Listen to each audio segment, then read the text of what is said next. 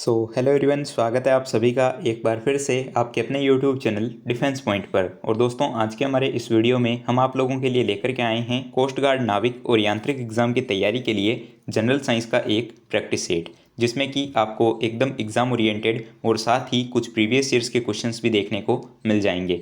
तो इस video series को कंटिन्यू और पूरा ज़रूर से देखिएगा।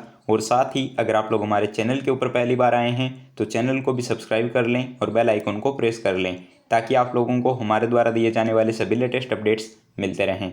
तो चलिए शुरू करते हैं आज का ये वीडियो बिना किसी देरी के। तो देखिए दोस्तों, फर्स्ट क्वेश्चन जो कि आपको दिया गया है कि जस्तेदार लोहे की चादरें जंग से बची रहती है क्योंकि उनमें निम्नलिखित की परत विद्यमान होती है। आपको ऑप्शंस दिए गए हैं अभ्रक, क्रोमियम, यशद या फिर वंग। तो दोस्तों, इसके लिए जो है आपका सही जवाब हो जाएगा ऑप्शन नंबर सी, जिंक।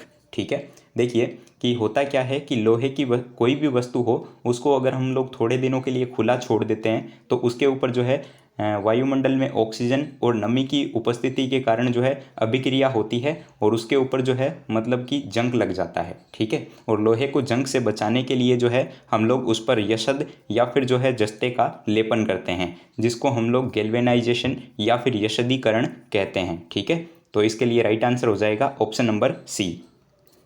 नाउ क्वेश्चन नंबर 2, और यहाँ पर आपको क्वेश्चन दिया गया है कि स्टेनलेस स्टील जो कि एक मिश्र धातु होती है जिसमें कि लोहे के साथ में निम्नलिखित को मिलाया जाता है। ठीक है, ऑप्शंस दिए गए हैं जस्ता, क्रोमियम, टिन या फिर तांबा।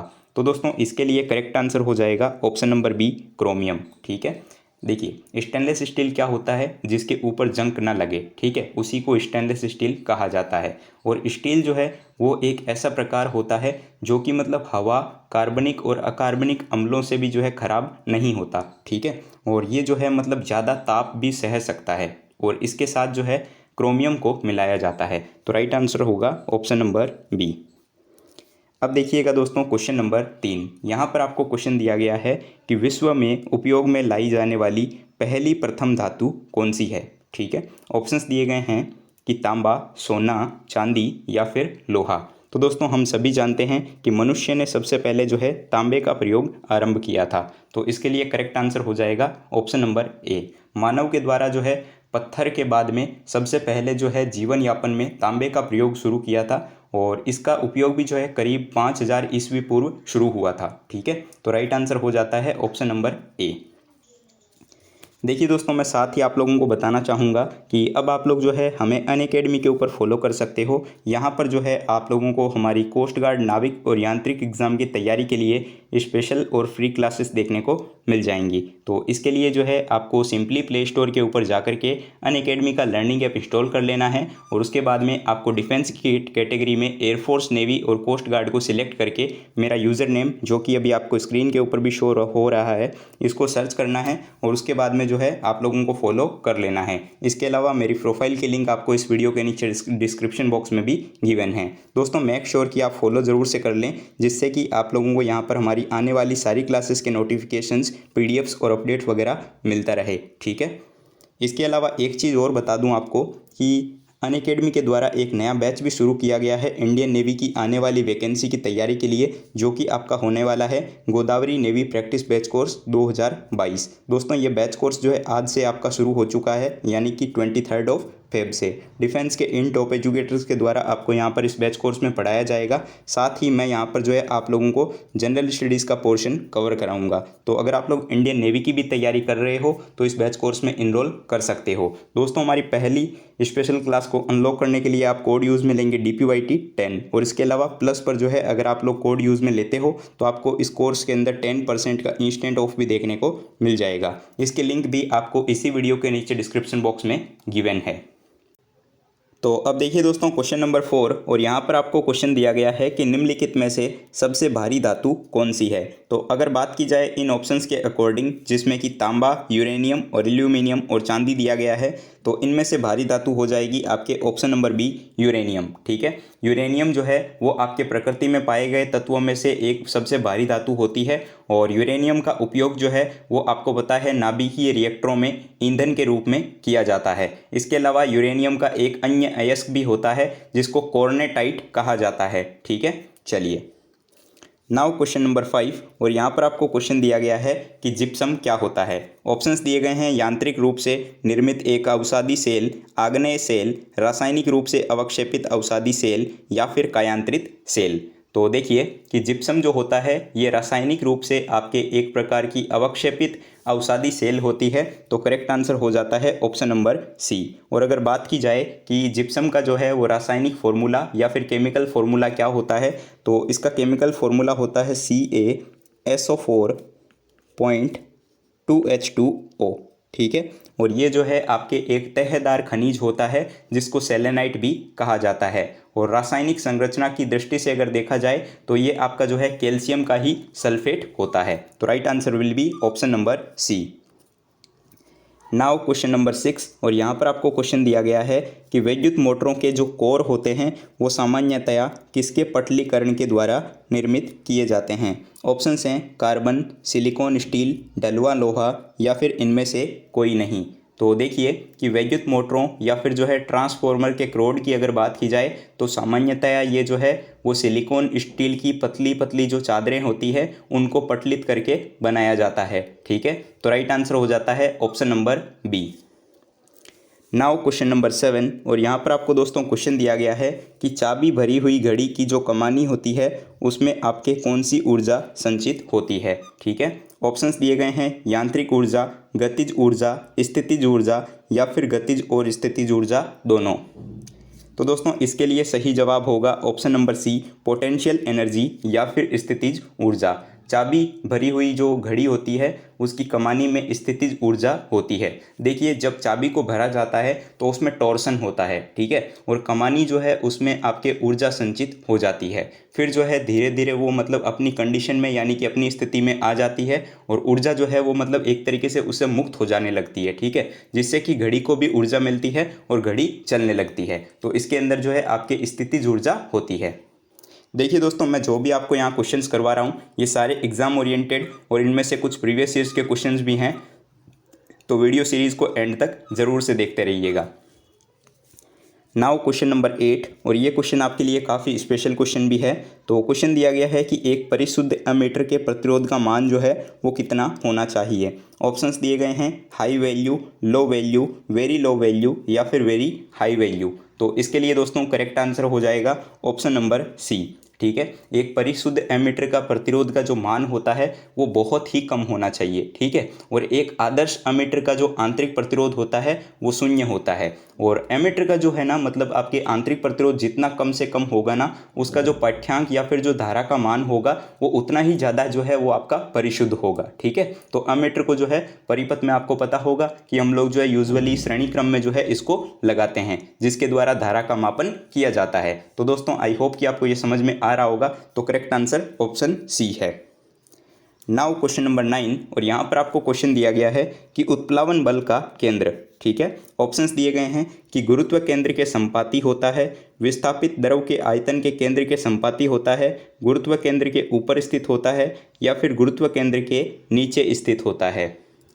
तो देखिए इसके लिए जो है आपका सही जवाब हो जाएगा ऑप्शन नंबर बी। देखिए उत्प्लावन बल का जो आपके केंद्र होता है ना वो आपके हमेशा विस्थापित द्रव के आयतन के संपाती होता है। और कुछ कंडीशंस भी है तो उनको भी सुन लीजिएगा कि मतलब आपके जो है कोई भी मतलब उत्प्लावन बल और उसके द्वारा मतलब वस्तु के द्वारा हटाए गए द्रव का जो अगर भार होगा ना वो अगर इक्वल हो यानी कि जो अगर बराबर होगा तो उत्प्लावन बल केंद्र जो है ना वो आपके विस्थापित द्रव के केंद्र के एक दूसरे के संपाती होता है। ठीक है, और नोट पॉइंट में एक चीज़ याद रखना आप लोग हमेशा कि मतलब कोई भी जो आपका लिक्विड है, ठीक है, कोई भी द्रव का जो घनत्व जितना भी ज़्यादा होता है ना वो किसी भी वस्तु पर जो है ज़्यादा उत्प्लावन बल लगाता है। ठीक है, तो ये स्पेशल कंडीशन है, नोट पॉइंट में आप लोग इसको ध्यान में रख सकते हो।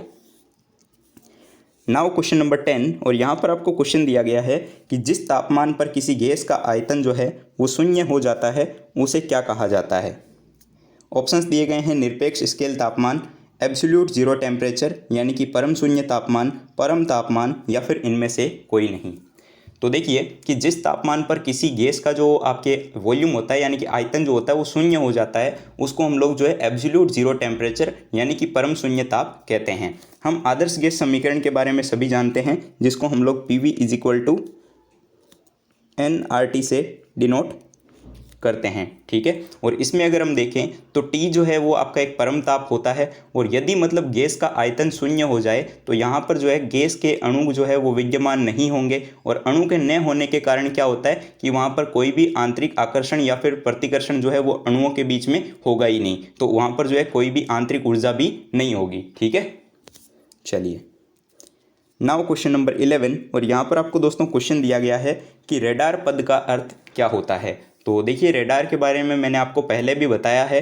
तो रेडार का फुल फॉर्म होता है आपका रेडियो डिटेक्शन एंड रेंजिंग, ठीक है, ये इसका फुल फॉर्म होता है। और रेडार जो है ये आपका एक ऑब्जेक्ट डिटेक्शन सिस्टम होता है, जो कि मतलब कि आपके वस्तुओं का वेग निर्धारित करने के लिए रेडियो तरंगों का उपयोग करता है, ठीक है। और इसका उपयोग जो है वो आपके एरोप्लेन, इसके अलावा जो आपके सबमरीन वगैरह जो होती है उसमें, मिसाइलों में, इन सब में जो है इसका उपयोग किया जाता है, ठीक है। अब देखिएगा दोस्तों, प्रश्न संख्या 12, यहाँ पर आपको प्रश्न दिया गया है कि निम्नलिखित में से किसका गलनांक सबसे ज़्यादा हाई होता है, ठीक है। ऑप्शंस दिए गए हैं बोरोन, लोहा, सिलिकॉन या फिर एल्यूमिनियम। तो बोरोन का गलनांक जो है वो आपका 2079 डिग्री सेल्सियस होता है, 2079 डिग्री सेल्सियस, ठीक है। तो ये जो है काफ़ी ज़्यादा हाई होता है, तो राइट आंसर हो जाएगा ऑप्शन नंबर ए, बोरोन। और इसका अगर क्वथनांक की बात करें तो इसका क्वथनांक जो है वो आपका 2550 डिग्री सेल्सियस होता है, ठीक है।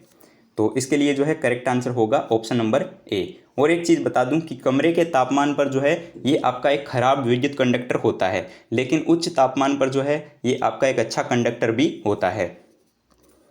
अब देखिएगा दोस्तों, क्वेश्चन नंबर 13, यहाँ पर आपको क्वेश्चन दिया गया है कि एक ही प्रकार का परमाणु निम्नलिखित में से किस में मिलता है। ऑप्शंस हैं खनिज यौगिक, खनिज मिश्रण, प्राकृतिक तत्व या फिर इनमें से कोई नहीं। तो देखिए, नाम आया है यहाँ पर परमाणु, तो सबसे पहले हम यही बात कर लेते हैं कि परमाणु होता क्या है। तो परमाणु जो है ना वो आपके तत्व का वो छोटा से छोटा कण जो कि मतलब किसी भी रासायनिक अभिक्रिया में भाग ले सकता हो, लेकिन आपके स्वतंत्र अवस्था में नहीं रह सकता हो, ठीक है, उसको जो है हम परमाणु बोलते हैं। यानी कि ये रासायनिक अभिक्रिया में भाग तो लेता है लेकिन स्वतंत्र अवस्था में नहीं रहता है, ठीक है। और अब जो क्वेश्चन में पूछा जा रहा है तो उसके अकॉर्डिंग एक ही परमाणु, जो एक ही प्रकार के परमाणु होते हैं ना, वो आपके प्राकृतिक तत्वों में पाए जाते हैं। तो करेक्ट आंसर हो जाएगा option number C. Now question number 14, और यहाँ पर देखिए दोस्तों, क्वेश्चन दिया गया है कि नाभिकीय रिएक्टर के निर्माण में निम्नलिखित तत्वों में से कौन सा जो है वो एक अनिवार्य है। ऑप्शंस हैं कोबाल्ट, निकल, जर्कोनियम या फिर टंगस्टन, ठीक है। तो नाभिकीय रिएक्टर जो है ऐसे कृत्रिम संयंत्र को कहा जाता है जिसमें कि मतलब कि आपके, हम बोल सकते हैं कि जिसमें न्यूट्रॉनों की जो है नियंत्रित श्रृंखला अभिक्रिया के द्वारा जो है उपयोगी विद्युत ऊर्जा प्राप्त की जाती है, ठीक है। तो इसमें अगर पूछा जा रहा है कि इनमें से कौन सा अनिवार्य है, तो इसके लिए राइट आंसर आपका हो जाता है वैसे ऑप्शन नंबर सी, जर्कोनियम, ठीक है। नाउ क्वेश्चन नंबर 15, और यहाँ पर आपको क्वेश्चन दिया गया है कि नाभिकीय रिएक्टर में निम्नलिखित में से जो है किसे मंदक के रूप में प्रयोग लिया जाता है। मंदक के रूप में पूछा जा रहा है, तो देखिए ऑप्शंस दिए गए हैं थोरियम, ग्रेफाइट, रेडियम या फिर ऑर्डिनरी वाटर। तो नाभिकीय रिएक्टरों में जो है मंदक के रूप में आपके ग्रेफाइट और भारी जल यानी कि D2O का प्रयोग किया जाता है।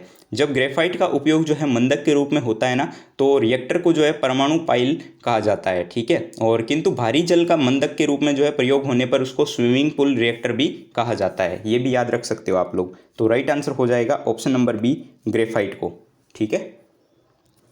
चलिए, अब देखिएगा दोस्तों, क्वेश्चन नंबर 16, यहाँ पर आपको क्वेश्चन दिया गया है कि चुंबकीय सुई जो है वो किस तरफ संकेत करती है। तो ऑप्शंस दिए गए हैं पूर्व, पश्चिम, उत्तर या फिर आकाश। तो चुंबकीय सुई जो होती है ना, ये खुद एक छोटी सी टाइप की चुंबक होती है, और इसका जो सिरा जो है वो हमेशा उत्तर की ओर संकेत करता है, और उसे उत्तर ध्रुव, और जो दक्षिण की ओर संकेत करता है उसको दक्षिणी ध्रुव कहा जाता है, ठीक है। चलिए, तो करेक्ट आंसर हो जाएगा ऑप्शन नंबर सी, उत्तर।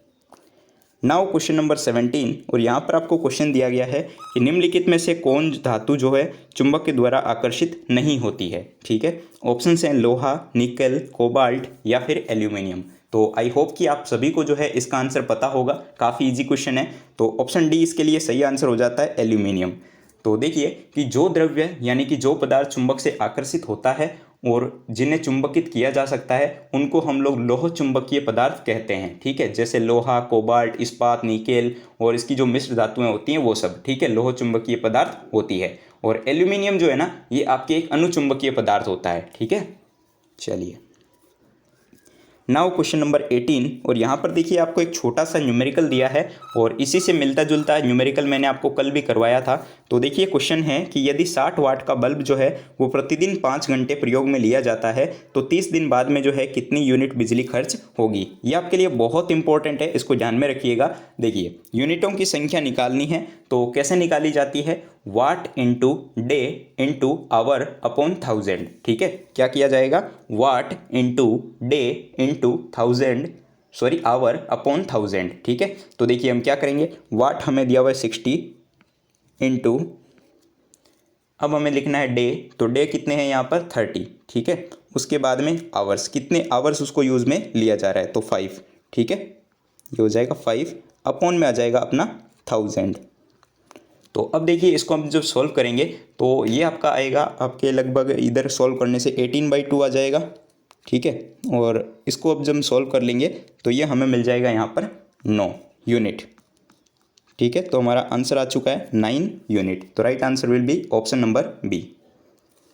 Now question number 19। और यहाँ पर आपको क्वेश्चन दिया गया है कि CFL जिसका तापदीप्त लैंपों की जगह विद्युत ऊर्जा को बचाने के लिए प्रयोग में लिया जाता है, इसका पूरा नाम क्या होता है। ये आपके प्रीवियस ईयर क्वेश्चन भी हो जाता है और CFL का पूरा नाम पूछा जा रहा है। तो देखिए कि CFL जिसको हम लोग जो है तापदीप्त लैंपों की जगह विद्युत ऊर्जा को बचाने के लिए प्रयोग में लेते हैं, इसका पूरा नाम आपके कॉम्पैक्ट फ्लोरोसेंट लैंप होता है, जैसा कि ऑप्शन नंबर सी के अंदर मेंशन है। तो राइट आंसर हो जाएगा ऑप्शन नंबर सी।